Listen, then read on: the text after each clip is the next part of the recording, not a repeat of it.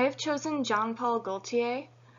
For a while now, I realize I have been admiring his designs without really knowing who he is.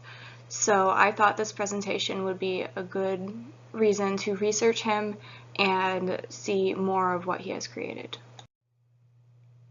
As for his name, he pronounces it different than most French people would. He pronounces it Jean-Paul Gaultier, where most French people would not pronounce the L, they would have it Gaultier, but because he refers to himself with the L, that's what I will be doing as well. He was born April 24th in 1952 in France. He has never received any formal training for fashion design. He enjoyed sketching as a child and it would show his grandmother. He would mail in his sketches later in life in hopes of getting a job. And in 1970, Pierre Cardin noticed his talent and hired him as an assistant. As stated before, he was hired in 1970 by Pierre Cardin. He left in 1971 to work at a different boutique, but soon came back. By 1974, he was manager of the boutique for Cardin in Manila. By 1976, he had his own collection, which had quite a large impact on the fashion community. By 1981, he had gained his title of Enfant Terrible, which essentially means unruly child, for his influence in by the punk culture and pop culture. 1983, he created one of his most iconic looks to date, the Marine, and that's pictured right over here. The Marine is the muse of his perfume line and is a hypersexual, hypermasculine male. In 1985, he created the man skirt, and he used unnormal models, such as pregnant women and midgets, in certain fashion shows. In 1988, he created Junior Gaultier, which was a lower price line aimed at youth. 1990, he designed for Madonna's Blonde Ambition World Tour. If you don't know the garment that is, it will be coming up, but I'm pretty sure we've all seen it.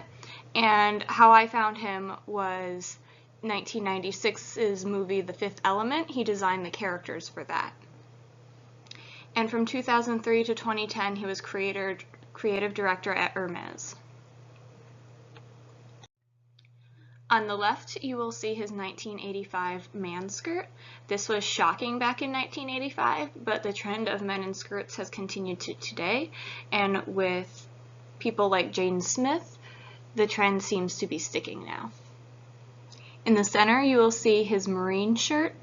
He has reinterpreted this in many ways with different sleeve lengths and different fits. He has even made a women's dress with this design on it. On the right, you will find his most iconic garment, in my opinion, this bustier he has designed for Madonna's 1990 tour, the one with the cone boobs and all the lacing. These character designs for The Fifth Element are actually how I became interested in Jean-Paul Gaultier. And after researching more of his designs, this I think is pretty standard for him. All designs are very colorful and playful, and the character right in the center looks very similar to his Marine stereotype. As for visual aesthetics of Jean-Paul Gaultier, I think his outfit here describes them perfectly. He has his shirt from the Marine line, and he also has a man skirt on. Overall, the aesthetic is very youthful and playful. And he tends to use unconventional models, such as pregnant women or curvy women, and he likes to play with gender roles. Even though his men usually stay very hypermasculine, he will put them in something traditionally not masculine. And he is attributed with the granny gray hair trend from his collection of Fall/Winter 2011. During his Spring/Summer Couture show of 2015, he announced he would be closing his ready-to-wear collection in favor of focusing on couture work where he had more creative freedom. His current customers include Dita Von Teese, a burlesque dancer pictured to the right, Lady Gaga, and he has designed costumes for Marilyn Manson's new album, The Golden Age of Grotesque. He has designed for many other celebrities and movies as well.